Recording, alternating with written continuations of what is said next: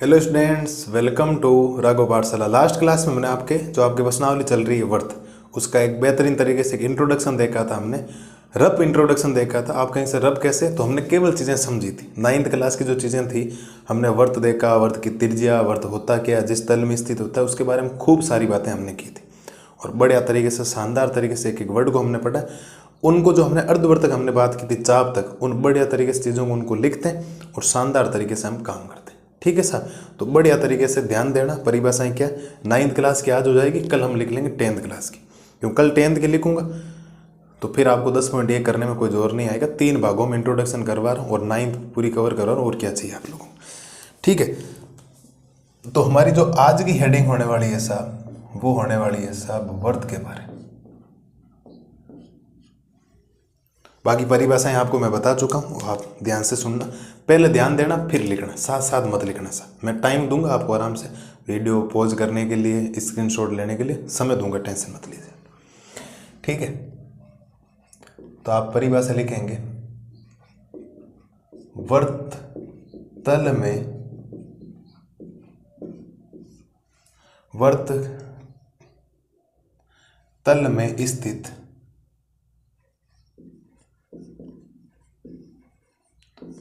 में स्थित उन सभी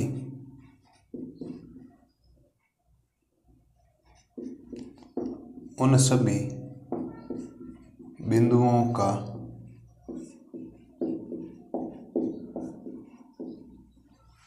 वर्त तल में स्थित उन सभी बिंदुओं का समूह होता है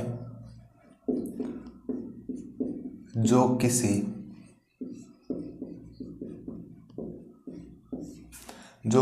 स्थिर बिंदु से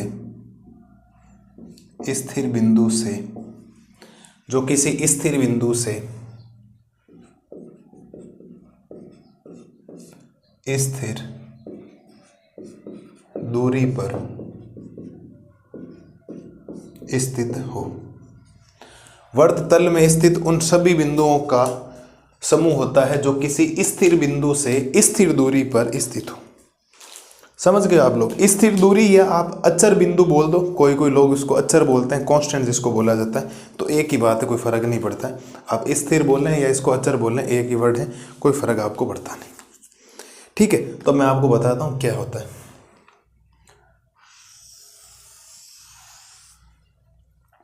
जैसा बना आप समझ आना भाई। गोल तो हाथ जिस प्रकार के चलेंगे, ये ओ है, स्थिर बिंदु से एक स्थिर दूरी पर स्थित होता है, तो ये आपने ले लिया, ठीक है। और ये जो स्थिर दूरी है सर, इसको आप बोलेंगे आर।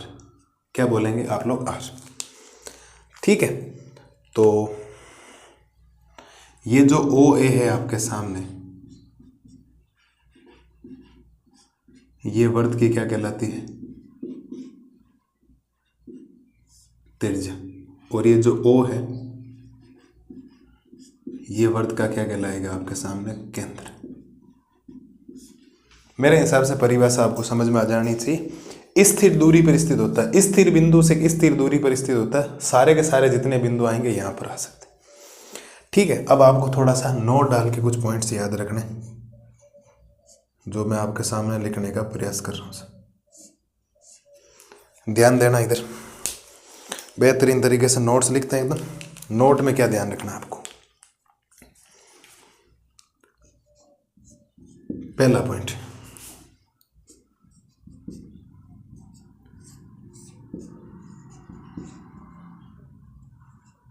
स्थिर बिंदु ओ को वर्त का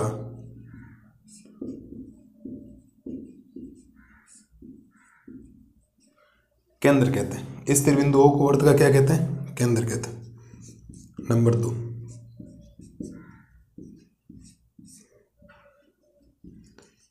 स्थिर दूरी आर को वर्त की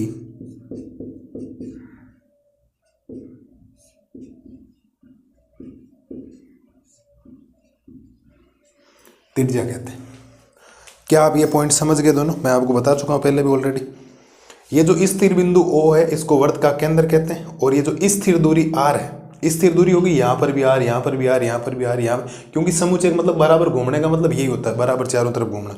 तो स्थिर दूरी R को वर्त की क्या कहते हैं, त्रिज्या। बाकी वर्त की त्रिज्या की साइंटिफिक डेफिनेशन ये नहीं, हम तो ये समझ रहे हैं कि ये जो स्थिर बिंदु है ये वर्त का क्या कहलाता है, केंद्र कहलाता है। और ये जो स्थिर दूरी आप बार बार बोल रहे हैं, स्थिर दूरी पर स्थित होता है, इसको क्या बोला जाता है, इसको वर्त की त्रिज्या बोला जाता है। बाकी साइंटिफिक डेफिनेशन ये नहीं, साइंटिफिक डेफिनेशन तो वो होती है वर्त पर स्थित किसी बिंदु को वर्त के केंद्र से मिलाने वाला जो रेखाखंड होता है वो वर्त की क्या कहलाती है, त्रिज्या। मैं लिखूंगा अभी, आप टेंशन मत लीजिए आप लोग। तो मेरे को नहीं लगता कोई दिक्कत आपको आएगी सर,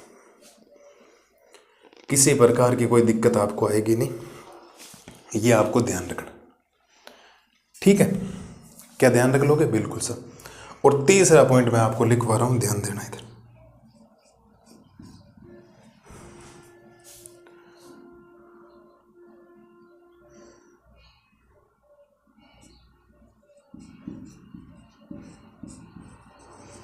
कोई भी वर्त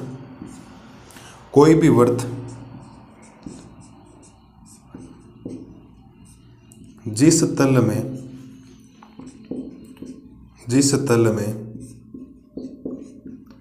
स्थित होता है, कोई भी वर्त जिस तल में स्थित होता है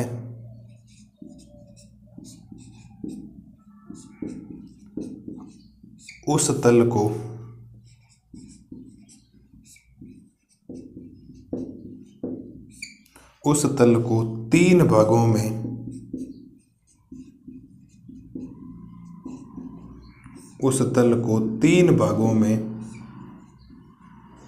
विभाजित करता है। कोई भी वर्त जिस तल में स्थित होता है उस तल को तीन भागों में विभाजित करता है। क्या ये बात मैं आपको लिखवा चुका हूं, बिल्कुल सर। अब इस तीसरे पॉइंट का जो चित्र है ना वो मैं साइड में यहां बना रहा हूं आपके लिए, ध्यान देना साहब। सपोज दैट ये आपके पास है कोई तल है, ठीक है, मैं सारी बातें लिख रहा हूं, चिंता करो ही मतलब। ये आपका क्या है, एक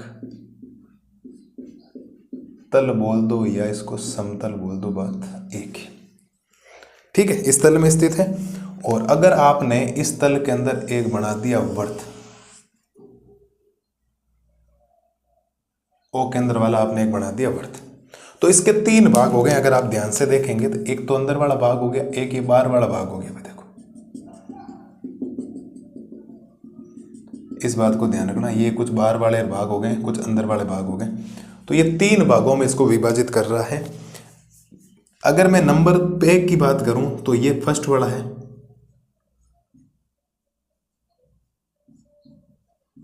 वर्त का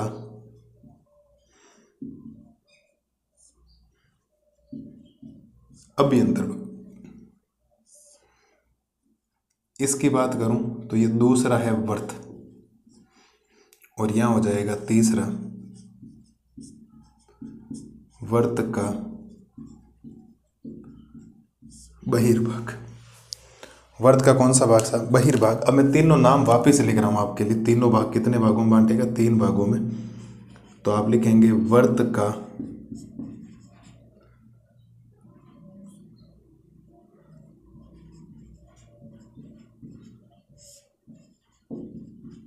अभ्यंतर भाग, यानी कि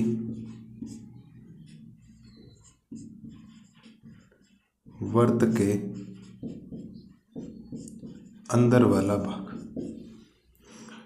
नंबर दो तो वर्त है,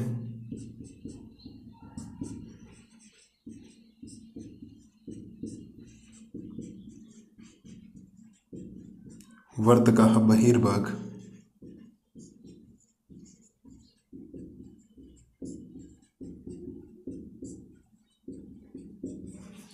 वर्त के बाहर वाला भाग। बोलो साहब, बेसिक शुरू हमने किया, जो मैंने कल बातें आपको पढ़ाई थी अभी तक मैंने वही बताई। पहला वर्त, वर्त तल में स्थित उन सभी बिंदुओं का समूह होता है जो किसी स्थिर बिंदु से स्थिर दूरी पर स्थित होता है। अब स्थिर बिंदु O है और स्थिर दूरी R है। स्थिर बिंदु O को वर्त का केंद्र कहते हैं, स्थिर दूरी R को वर्त की त्रिज्या कहते हैं। बाकी वर्त की त्रिज्या की परिभाषा ये नहीं। तीसरा पॉइंट नोट में है, वर्त, कोई भी वर्त जिस तल में स्थित होता है उस तल को तीन भागों में विभाजित करता है। कितने भागों में, तीन भागों में। वर्त का अभ्यंतर भाग मतलब वर्त के अंदर वाला भाग, स्वयं वर्त, तीसरा वर्त का बहिर्भाग, वर्त के बाहर वाला भाग, सारी बातें आपके सामने लिख रखी है सर। ये आपको चित्र याद हो या नहीं, तीनों भाग आपको याद होने चाहिए। अब मैं आपको एक छोटा सा पॉइंट पूछता हूँ, वर्त का केंद्र वर्त के कौन से भाग में स्थित होता है? तो वर्त का केंद्र वर्त के अंदर होता है, इसका मतलब वर्त के अभ्यंतर भाग में स्थित होता है। आप सोचिए, देखो क्या गजब का पॉइंट है ना। कोई पूछ लेगा खाली जगह में बहिर्भाग में होता है या रिक्त है ना अभ्यंतर में होता है, तो वर्त का केंद्र हुआ, वर्त की त्रिज्या हुई, वर्त का व्यास हुआ, वर्त की जीवा हुई, सारे के सारे वर्त के अभ्यंतर भाग में ही स्थित होते हैं। इस बात को ध्यान रखना। मुझे नहीं लगता कोई दिक्कत आपको यहाँ तक आएगी। बढ़िया तरीके से आप अब स्क्रीनशॉट वगैरह लो और अब लिखो। अब बढ़िया तरीके से आप स्क्रीनशॉट वगैरह ले सकते हो एक लाजवाब तरीके से। इस तीसरे का डायग्राम ये यहाँ बनाए। बाकी ये वर्त की त्रिज्या नहीं है, अभी कोई त्रिज्या मत सोचना, त्रिज्या की परिभाषा अगली स्लाइड में आपको लिखूंगा। पहला काम तो आपको यहाँ तक करना है, स्क्रीनशॉट वगैरह लो सब, बढ़िया तरीके से चीज़ें समझो एक एक, और लाजवाब तरीके से आपको नोट्स लिखने से। इतने बेहतरीन तरीके से नोट्स कोई नहीं लिखवाएगा आपको, और इतना भाई आपके लिए काम कर रहा है। बोलो सब, है किसी प्रकार की दिक्कत आपको कि सर नहीं ये तो बात हमें समझ में नहीं आती बिल्कुल ही, तो बोलो, बात करें, वरना आगे बढ़े। वीडियो ज़्यादा ही बनेंगे, वीडियो तो काफ़ी बनाने पड़ेंगे मेरे को, क्यों 10 पॉइंट जो 2 है उसके एग्जाम्पल है 3, उसके ही 2 बनाने पड़ेंगे। पहला दूसरा एग्जाम्पल साथ में करवाना पड़ेगा, तीसरा पूरा अलग ही करवाना पड़ेगा, बड़ा एग्जाम्पल, तो टाइम तो लगेगा ना अलग अलग करके। लेकिन शानदार तरीके से करो उनको, बहुत सिंपल वे में आपको करवा दिए जाएंगे जिसकी कोई लिमिट नहीं। ले लो साहब स्क्रीनशॉट वगैरह लेना, और पूरी चीज़ें याद करनी, इस बात को ध्यान रखना। पूरी की पूरी चीज़ें याद होनी चाहिए, गोटी भी होनी चाहिए आपके, कि कोई तरह की प्रॉब्लम नहीं होनी चाहिए। फिर बढ़ते हैं आगे और एक एक चीज़ को वापस लिखते हैं। वर्त की परिभाषा, नोट में आपको पॉइंट ध्यान रखना। एक परिभाषा हमारे पास आई, अगली स्लाइड में हम पढ़ेंगे वर्त की त्रिज्या, फिर वर्त की जीवा, फिर वर्त का चाप। इतनी तो बातें पढ़नी है जो आपको कल आधे घंटे में बताइए, उन बातों को अब लिखना है सिस्टमेटिक तरीके से। ले लो साहब बढ़िया तरीके से स्क्रीनशॉट वगैरह, डायग्राम बनाना बढ़िया अच्छा तरीके से, गोल चीज़ें बनाना, प्रकार वगैरह लेके डंग के नोट्स बनाना, ताकि जब नोट्स अच्छे होंगे ना तो पढ़ने में आपको आनंद आएगा, पढ़ने की रुचि पैदा होगी आप लोगों में, नहीं सर हम पढ़ लेते। इस बात को ध्यान रखें आप लोग। ऐसे हवाबाजी मत कर लेना ऊपर ऊपर से कि नहीं हो गया सर, ऐसा कुछ भी मत करना आप लोग। ले लो साहब स्क्रीनशॉट वगैरह ले लो फटाफट, फिर आगे चलते हैं क्या है क्या नहीं। ठीक है, तो उम्मीद है ये बातें जो आपको बताई गई एकदम बेहतरीन तरीके से समझ में आ गई। मैंने आपको कल समझा दिया था, तो आज आपको ज़्यादा कोई फर्क इतना पड़ेगा नहीं, फटाफट समझ में आ जाएगी। बढ़िया तरीके से याद करना, बढ़िया तरीके से ये करो। अगली स्लाइड में पढ़ते हैं वर्त की त्रिज्या। अब देखो पढ़ते हैं वर्त की त्रिज्या के बारे में, वर्त की त्रिज्या एक्चुअल में होती क्या है। ठीक है, तो बढ़िया तरीके से हेडिंग लगाते हैं, एक एक चीज़ का कंसेप्ट करते हैं क्लियर। क्लास तो थोड़ी सी बड़ी होगी लेकिन कोई दिक्कत नहीं, पूरी की पूरी कर लेते हैं। वर्त की त्रिज्या यानी कि रेडियस ऑफ सर्कल, इंग्लिश का वर्ड लिख देता हूँ आपके लिए, कुछ काम आएंगे है ना। जो बच्चे आगे जाकर पढ़ेंगे IIT वगैरह, नीट वगैरह, तो उनके इंग्लिश मीडियम काम आएगी, तो पढ़ने में क्या जाता है, सही है ना, बिल्कुल सर। तो परिभाषा क्या होती है सर, आप लिखेंगे वर्त पर स्थित किसी बिंदु को, वर्त पर स्थित किसी बिंदु को वर्त के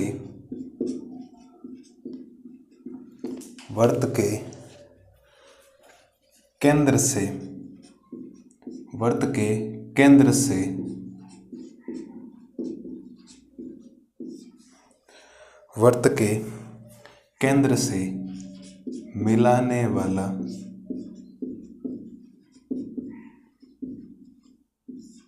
रेखाखंड। वर्त पर स्थित किसी बिंदु को वर्त के केंद्र से मिलाने वाला रेखाखंड वर्त की त्रिज्या कहलाती है। मुझे नहीं लगता कोई दिक्कत आपको आएगी। वर्त पर स्थित किसी बिंदु को वर्त के केंद्र से मिलाने वाला रेखाखंड वर्त की क्या कहलाती है? त्रिज्या कहलाती है। ठीक है, तो आप कितने भी बिंदु ले लो, चाहे आप वर्त के ऊपर अनंत बिंदु ले सकते हो, तो किसी भी बिंदु को मिलाओगे तो वर्त की क्या बनाएगी? एक त्रिज्या बनाएगी। ठीक है, तो इधर ध्यान देना। ठीक है, यहां तो कोई समस्या होनी नहीं थी। अब आपको बढ़िया तरीके से बनाना है एक वर्त। ये वर्त है और ये वर्त का क्या है? केंद्र। और वर्त पर आपने एक बिंदु ले लिया, सपोज दैट यहाँ ले लिया ए। मैं खूब सारे बिंदु ले लेता हूँ आपके सामने। एक मैंने यहाँ ले लिया बी, एक मैंने यहाँ ले लिया सी, एक मैंने यहाँ ले लिया डी और एक मैंने यहाँ ले लिया ई। अब ऐसे कितने ले लो कोई फर्क नहीं पड़ता। देखो, वर्त पर स्थित किसी बिंदु को वर्त के केंद्र से मिलाने वाला रेखाखंड, वर्त पर स्थित किसी बिंदु को वर्त के केंद्र से मिलाने वाला रेखाखंड, जितने भी आप केंद्र से मिला दोगे इन रेखाखंडों को, ठीक है, और ये जो आपके सामने मिलाने वाले जो रेखाखंड है, ये आपकी त्रिज्या कहलाएगी, ये भी त्रिज्या कहलाएगी, ये भी त्रिज्या कहलाएगी, ये भी त्रिज्या कहलाएगी, ये भी त्रिज्या कहलाएगी, और ये ओ होगा वर्त का केंद्र। क्या आपको वर्त की त्रिज्या समझ में आ गई? वर्त की त्रिज्या में कोई दिक्कत नहीं है। वर्त पर स्थित किसी बिंदु को वर्त के केंद्र से मिलाने वाला रेखाखंड, वर्त पर स्थित किसी बिंदु को वर्त के केंद्र से मिलाने वाला रेखाखंड, मिलाने वाला रेखाखंड वर्त की क्या कहलाती है साहब? त्रिज्या कहलाती है। मुझे नहीं लगता इससे सिंपल कुछ डेफिनेशन नहीं हो सकती, इससे सिंपल कुछ भी नहीं हो सकता। एकदम सिंपल सा काम हमने आपके सामने लिख दिया।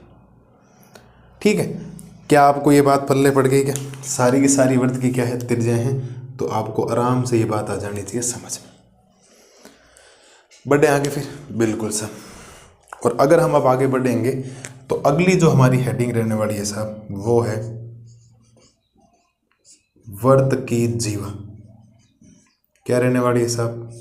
वर्त की जीवा, जिसको आप बोल लेंगे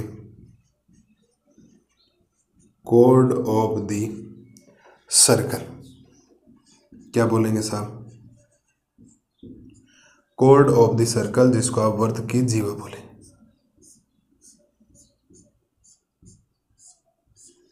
कोड ऑफ द सर्कल बोला जाएगा इसको। ठीक है, थोड़ा ध्यान दीजिएगा इधर, क्या है क्या नहीं, इसके बारे में परिभाषा लिखते हैं।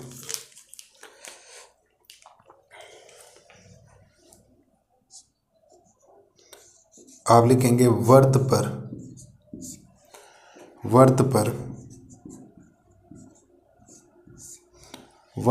स्थित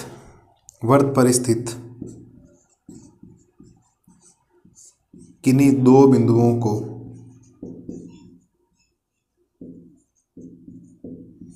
वर्त पर स्थित किन्हीं दो बिंदुओं को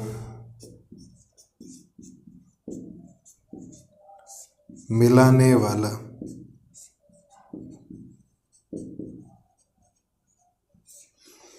वर्त पर स्थित किन्हीं दो बिंदुओं को मिलाने वाला रेखाखंड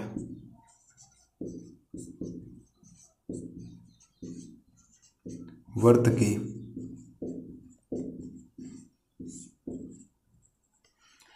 जीवा कहलाती है। वर्त पर स्थित किन्हीं दो बिंदुओं को मिलाने वाला रेखाखंड वर्त की क्या कहलाती है? जीवा कहलाती है। डायग्राम बनाता हूं, यहां बना रहा हूं डायग्राम, ध्यान देना सब। ये वर्त है और ये वर्त का केंद्र है। तो वर्त पर आपने क्या ले लिया? एक बिंदु ले लिया ए, एक बिंदु आपने ले लिया बी, फिर एक बिंदु ले लिया आपने सी, फिर एक बिंदु ले लिया आपने डी, फिर आपने एक बिंदु ले लिया पी, फिर एक बिंदु ले लिया आपने क्यू, फिर एक बिंदु ले लिया आपने आर, फिर एक बिंदु ले लिया एस। बिंदु ले लिया। अब क्या बोला? वर्त पर स्थित किन्हीं दो बिंदुओं को, आपने अगर किसी भी दो बिंदुओं को मिला दिया, जैसे मैं तो यहाँ सीधा सीधा आपके लिए मिला देता हूँ, ये मिला दिया, इन दो बिंदुओं को मिला दिया, इन दो बिंदुओं को मिला दिया, और यहाँ खास बात ये होगी वर्त के केंद्र से होकर गुजर रहा है ये। और ये जो आपके सामने बना है ना, ये वाले, ये जितने भी रेखाखंड आपके सामने बने हैं, ये जो बने हैं आपके सामने,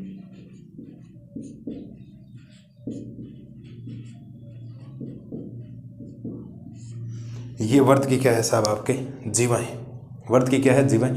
सारी की सारी वर्त की जीवाएं हैं। आपको सर कौन कौन सी जीवाएं हैं, तो आप यहाँ ए बी भी कह सकते हो, जीवा है, सी डी भी इसकी जीवा है, पी क्यू भी इसकी जीवा है, और आर एस भी इसकी क्या है, एक जीवा है। ठीक है, मैं थोड़ा सा कोमा ढंग से लगाता हूँ ताकि अलग अलग हो जाए। सारी की सारी वर्त की क्या है, आपके जीवाएं कहलाएगी। ठीक है, और ये जो लाइन बनी है ना, ये वर्त की सबसे बड़ी जीवा, और ये वर्त की क्या है, सबसे बड़ी जीवा है। और ये वर्त की जो सबसे बड़ी जीवा है साहब, इसको आप क्या बोलेंगे,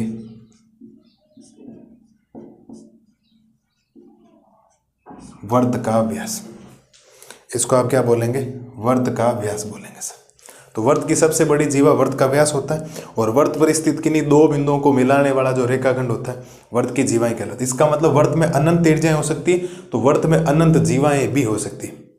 वर्त में अनंत जीवाएं हो सकती है और वर्त में अनंत त्रिज्याएं हो सकती है। इस बात को आपको क्या रखना है, ध्यान रखना है। अगला पॉइंट हम लिखेंगे इसके अंदर नोट में, और नोट में पहला पॉइंट। पहली बात तो बताओ, इसके बाद ये चित्र वगैरह समझ में आया नहीं, बिल्कुल। अब आप क्या लिखेंगे, ऐसी जीवा। ठीक है, तो मैं ढंग से लिखूँ एक बार, थोड़ा सा आप लिखेंगे,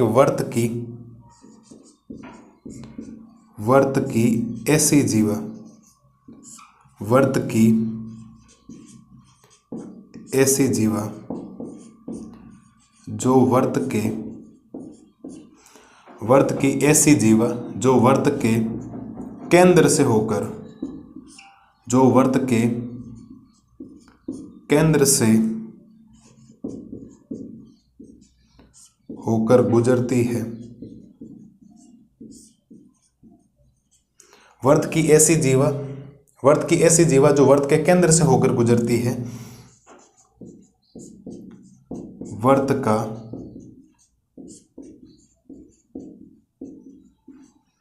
व्यास कहलाती है। वर्त का क्या कहलाती है साहब, व्यास कहलाती है। ये वर्त की व्यास की परिभाषा। बच्चे क्या करते हैं, जैसे त्रिज्या लिखवाते हैं, क्योंकि त्रिज्या और व्यास का रिलेशन होता है, तो वो कहते हैं नहीं सर व्यास लिखो नहीं, उससे पहले आपको चाप पढ़ना पड़ेगा, सॉरी जीवा पढ़नी पड़े, फिर आते हैं। ठीक है, और अगली बात, वर्त की सबसे बड़ी जीवा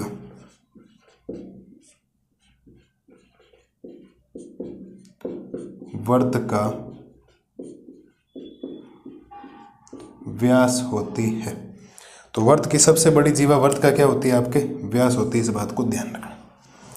क्या आपको बातें सारी समझ में आ रही है? बढ़िया तरीके से एक एक चीज आपको समझाई जा रही है, एक एक बेसिक फंडामेंटल्स क्लियर करवा रहा हूँ आपके, बहुत शानदार तरीके से। है तो 9th की क्लास की बातें, लेकिन शायद आपने इतनी बारीकी से आपने चीज़ें नहीं पढ़ी होगी जितना मैं आपको एक एक वर्ड बता रहा हूँ, हर चीज़ रिलेटेड कर रहा हूँ, इससे आगे ही आएगा, इससे आगे ही आएगा। ठीक है, तो पहला पॉइंट तो हो गया यहाँ पर बिल्कुल सब। अब थोड़ा सा रिलेशन बनाते हैं सब। अब क्या बनाते हैं, रिलेशन बनाते हैं। अब त्रिज्या और व्यास आ गए दोनों, तो मैं इनका रिलेशन बनाता। आप लिखेंगे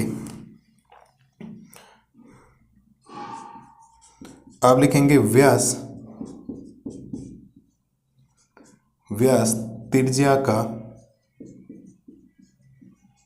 2 गुना होता है।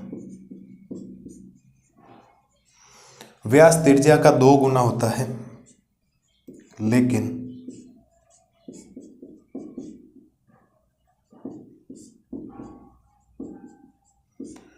त्रिज्या व्यास की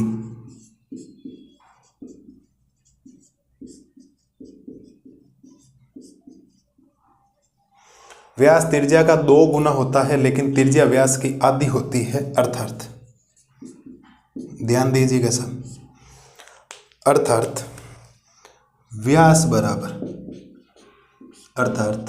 बराबर 2 गुना त्रिज्या।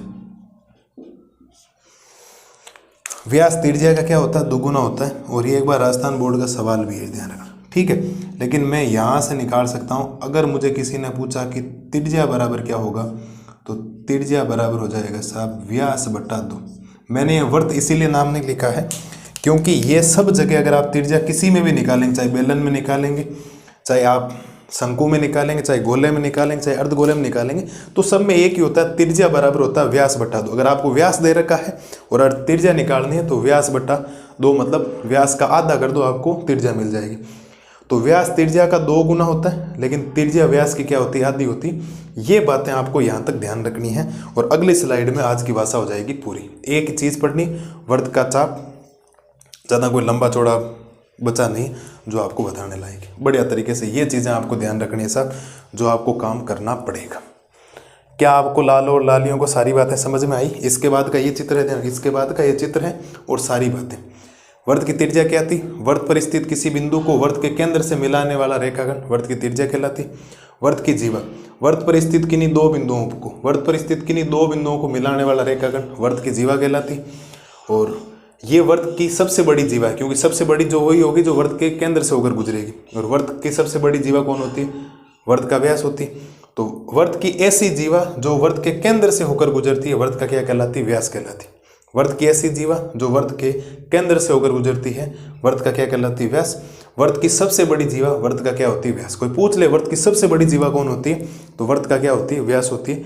और व्यास त्रिज्या का 2 गुना होता है, व्यास त्रिज्या का 2 गुना होता है, लेकिन त्रिज्या व्यास की क्या होती है? आधी होती है। त्रिज्या व्यास की क्या होती है? आधी।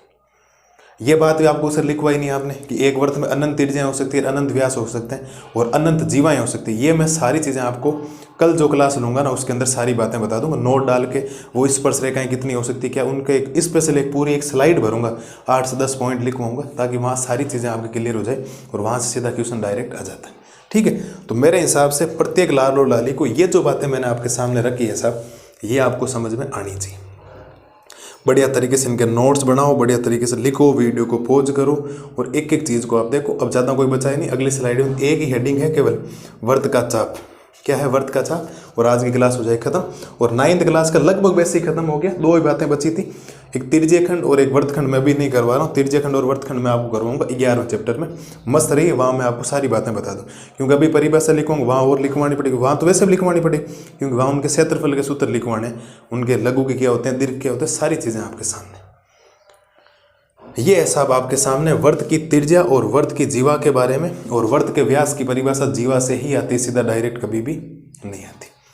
ऐसी जीवा जो वर्त के केंद्र से होकर गुजरेगी, कोई भी जीवा, कोई जरूर नहीं। अगर आपने सपोज इस ए और एस को मिला दी तो भी ये देख लो, अगर केंद्र से होकर गुजर रही, ऐसे झूठा मत कर दे रहे केंद्र से ना, कोई भी जो केंद्र से होकर जो जीवा गुजरेगी, जो रेखाखंड गुजरेगा, वो आपके वर्त का व्यास कहलाएगा। फाइनल बात है, ठीक है। तो ये है साहब आपके सामने वर्त की त्रिज्या और वर्त की जीवा के बारे में बेहतरीन तरीके से चीज़ें बढ़िया तरीके से करो और एक एक कंसेप्ट को क्या करना आपको क्लियर करना। मुझे नहीं लगता कोई समस्या आपको आएगी किसी भी प्रकार की। इतना मैंने लाजवाब तरीके से आपको बातें बता दी, ठीक है। तो बढ़िया तरीके से ये करो, इसका स्क्रीनशॉट वगैरह लो और अगली स्लाइड में इसकी क्लास को करते हैं फटाफट खत्म। और फिर कल से शुरू करेंगे 10वीं क्लास का लेक्चर और आपको एकदम बेहतरीन तरीके से चीज़ें समझ में आएगी, ठीक है सर। तो ये है आपके सामने वर्त की त्रिज्या और वर्त की जीवा के बारे में बातें जो आपको याद करनी। अगली स्लाइड में पढ़ते हैं वर्त का चाप। अब देखो पढ़ते हैं वर्त का चाप। वर्त के चाप की आपको लास्ट हेडिंग अभी पढ़नी है, फिर 9th क्लास का बेसिक आपको हो जाएगा पूरा। तो हमें पढ़ना है वर्त का चाप।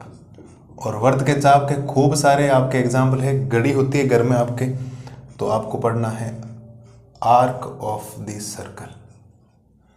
आर्क ऑफ द सर्कल, तो आपको पढ़ना है आर्क ऑफ द सर्कल। वर्त का क्या पढ़ना है साहब? आपको चाप पढ़ना, ठीक है। तो वर्त के चाप की परिभाषा लिखवाता हूं पहले आपको, मैं समझा चुका हूं ऑलरेडी। तो आप लिखेंगे वर्त पर स्थित दो बिंदुओं के वर्त पर स्थित दो बिंदुओं के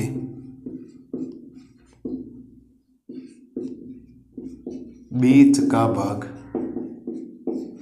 वर्त पर स्थित दो बिंदुओं के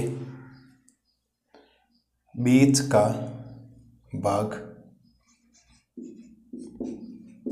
वर्त का चाप कहलाता है। वर्त पर स्थित दो बिंदुओं के बीच का भाग वर्त का क्या कहलाता? चाप कहलाता। ध्यान देना साहब, बड़ा छोटा सा आगे है, ज़्यादा कोई दिक्कत करेगा नहीं आपको। ये आपने लिया वर्त का केंद्र। क्या लिया? वर्त का केंद्र। और वर्त पर ऊपर आपने दो बिंदु ले लिए, ये ए बिंदु ले लिया और इधर आपने ले लिया बी बिंदु। ठीक है, तो ये अगर आपने दो बिंदु लिए तो परिभाषा में यही तो लिखा गया, वर्त पर स्थित दो बिंदुओं के बीच का जो ये भाग है, और आपकी सपोज डायरेक्शन है इधर, आप ए से कहाँ जा रहे हो? बी जा रहे हो, तो आगे भी डायरेक्शन आपकी ये ही रहेगी। ठीक है, मेरे हिसाब से कोई दिक्कत यहाँ तक तो आपको आएगी नहीं। ठीक है, यहाँ पर आपके सामने दो बन गए, एक तो छोटा बन रहा है तो इसको हम बीच वाले को ये जो नाम देंगे ये हम देंगे साहब लघु चाप। इसको हम क्या नाम देने वाले? लघु का मतलब होता है छोटा। और एक बड़ा बन रहा है उसको हम ऊपर वाले को यहाँ नाम दे देंगे दीर्घ चाप। मैं भी नाम लिख रहा हूँ, चिंता मत करो आप लोग, उसको हम नाम दे देंगे दीर्घ चाप। तो थोड़ा ध्यान देना, इधर क्या लिखा है हमने ये लिखा है साहब, एक तो लिखा है देखो चाप ए बी एस, चाप ए बी, चाप ए बी, या इसको ऐसे लिखा जाता है ए बी चाप ऐसे। ठीक है, और एक हो जाएगा बी ए चाप, यानी कि चाप बी ए। क्या हो जाएगा? चाप बी ए, यानी कि बी ए चाप। ठीक है, ये हो जाएगा। और यहाँ से अगर छोटे वाला बनाया तो छोटे वाले को हम नाम दे देंगे, ये आपका एक लघु चाप कहलाएगा। क्या कहलाएगा? लघु चाप। और बड़े वाला कहलाएगा दीर्घ चाप। तो छोटा और बड़ा है, केवल आपको परिभाषा से ध्यान रखना। ठीक है सर, ये हो गया। अब आपको नोट में कुछ ध्यान रखना है जो मैं आपके सामने लिखवा रहा हूं। आपको क्या लिखना है?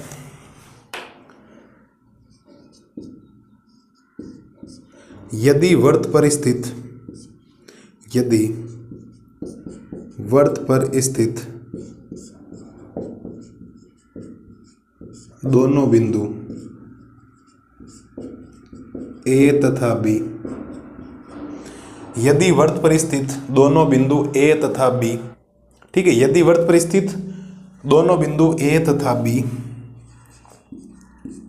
वर्त के व्यास के सिरे हो तो, वर्त के व्यास के सिरे हो तो दोनों चाप हो तो, दोनों चाप हो तो, दोनों चाप, और दोनों चाप के कोष्ठक में आपको लिखना है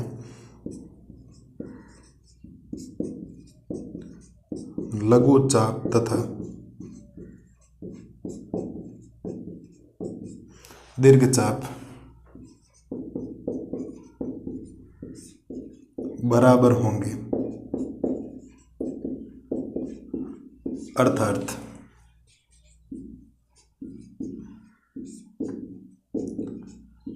अर्थात प्रत्येक चाप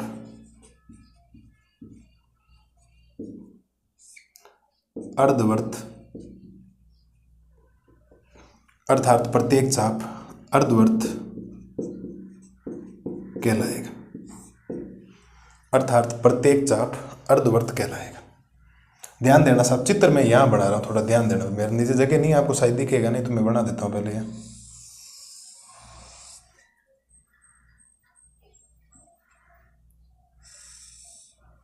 क्या सारे एग्री हो ये वर्त का व्यास है? बिल्कुल सर, ठीक है।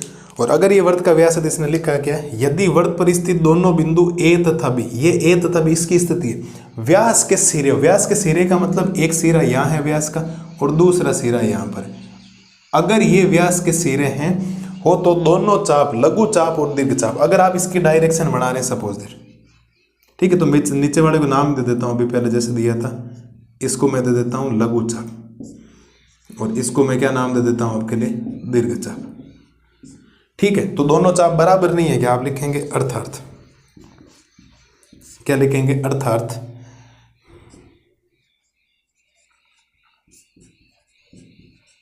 लघु चाप ए बी बराबर है दीर्घ चाप बी ए के, और दोनों ही चाप क्या कहलाएंगे? प्रत्येक चाप को क्या बोला जाएगा साहब? अर्धवर्त बोला जाएगा। प्रत्येक चाप को क्या बोला जाएगा साहब? अर्धवर्त। तो वो चित्र इसके नीचे बनाना है। इसका मतलब अगर दोनों चाप क्या हो गए? बराबर हो गए, दोनों चाप क्या हो गए, बराबर हो गए, क्योंकि जिस दिन ये ऊपर चढ़ता धीरे धीरे क्या होगा, ये बिंदु धीरे धीरे वृत्त के व्यास के बराबर आ जाए, केंद्र के बराबर आ गए। इसका मतलब ये दोनों चाप क्या हो गए, बराबर। और दोनों चाप बराबर होती है वो क्या कहलाएगा, प्रत्येक जो चाप होगा वो एक अर्धवृत्त कहलाएगा। ये अर्धवृत्त की एक्चुअल में साइंटिफिक डेफिनेशन ये होती है, बाकी अर्धवृत्त की कोई परिभाषा नहीं है, ध्यान रखना। तो हमने वर्त शुरू किया, अर्धवर्त पे बात खत्म हुई। ये 9th क्लास का बेसिक खत्म हुआ सा। ऐसे त्रिज्यखंड और वर्तखंड मुझे 2 पढ़ाने, लेकिन मैं बार बार बोल रहा हूँ अभी नहीं पढ़ाऊंगा। त्रिज्यखंड और वर्तखंड मैं पढ़ाऊंगा आपको अगली क्लास में। 11वां चैप्टर जब शुरू करूंगा वर्तों से संबंधित क्षेत्रफल, तो उसकी शुरुआत वर्त और अर्धवर्त से होगी, फिर अर्धवर्त और वर्त बताने के बाद आपकी सीधी शुरुआत होगी त्रिज्यखंड और वर्तखंड के बारे में। वहाँ सारी खूब सारी बातें हमें करनी। एक क्लास का इंट्रोडक्शन है, बहुत मज़ेदार इंट्रोडक्शन आएगा, ठीक है। तो वर्त का चाप, आर्क ऑफ द सर्कल, ये आपके सामने साहब वर्त का चाप है। वर्त पर स्थित 2 बिंदुओं के बीच का जो ये भाग होता है, ये जो बीच का भाग है, देखो ये बड़ा, इन 2 बिंदुओं बीच का ये जो बड़ा भाग है, तो एक चाप छोटा है तो लघु चाप, एक चाप बड़ा है तो दीर्घ चाप। और चाप कैसे साइन होता है, उल्टा चांद ऐसे, ठीक है। घड़ी में भी आपके एक पेंडुलम लगा होता है टन टन करने वाले से, वो एक चाप ही बनाती है, हमेशा ध्यान रखना, ठीक है। तो ये बन गया। अब दोनों अगर चाप बराबर हो गए, लघु चाप और दीर्घ चाप एकदम बराबर है। बराबर कब होंगे, जब ये वर्त के केंद्र के बराबर आके बैठ जाएंगे। वर्त का केंद्र यहाँ, इसने कहा मैं यहाँ बैठ जाऊँ, मैं यहाँ, तो फिर आप इनको मिलाएंगे तो 2 चाप बन गए, एक ए बी चाप बना, एक बी ए चाप बना। इसका मतलब दोनों चाप आपस में क्या है, बराबर है। और जिस दिन दोनों चाप बराबर हो गए उस दिन ये प्रत्येक चाप क्या कहलाएगा, अर्धवर्त। और आप देख लो नजर से, आपका अर्धवर्त ही नजर आ रहा है, नीचे वाले ध्यान से देखो, अर्धवर्त नहीं है क्या, बिल्कुल अर्धवर्त। ले लो साहब स्क्रीनशॉट वगैरह लो बढ़िया तरीके से, और आज की क्लास को करते हैं खत्म। 2 क्लासों में मैंने आपको 9th क्लास का पूरा इंट्रोडक्शन पढ़ा दिया। अगर ये 2 क्लासें बचानी होती ना, मेरे को 1 घंटा बचाना होता, तो मैं आपको ये कुछ भी नहीं करवाता और मैं सीधी शुरुआत करता स्पर्श रेखा से। कहाँ से शुरू करता, स्पर्श रेखा से। और आपको बहुत चीज़ें कम समझ में आती। 9th क्लास वाला बेसिक शुरू होता है वर्त से हमेशा, ठीक है। तो बढ़िया तरीके से ले लो साहब स्क्रीनशॉट वगैरह लो, और आज की क्लास को करते हैं खत्म। मुझे नहीं लगता कोई समस्या आपको आएगी किसी भी प्रकार की, कि आपको ये चीज़ कोई समझ में नहीं आई जितनी मैंने आपको बातें बताई, ठीक है। तो बढ़िया तरीके से रिवीजन करना, मस्त रही, स्वस्थ रही। और कल तो क्लास बेसिक थी जो आपको समझाई थी, आज के नोट्स लिखवाएं, नोट्स लिखो और याद करो। मैं मिलता हूँ कल की क्लास में। एक्चुअल में 10.1 का कल इंट्रोडक्शन आएगा, फिर इंट्रोडक्शन 10.1 के 2 है। पूरी प्रश्नावली इंट्रोडक्शन में पहले करवा दूँ, कल हम स्पर्श रेखा के बात कर लें, फिर हमें 2 पर में पढ़ने, 10.1 और 10.2, फिर 10.1 प्रश्नावली करें, ठीक है। तब तक मस्त रहिए, स्वस्थ रहिए और बढ़िया तरीके से रिवीजन करते रहिए। आपका भाई आपको मैथमेटिक्स में कोई दिक्कत नहीं आने देगा, ठीक है। Thank you.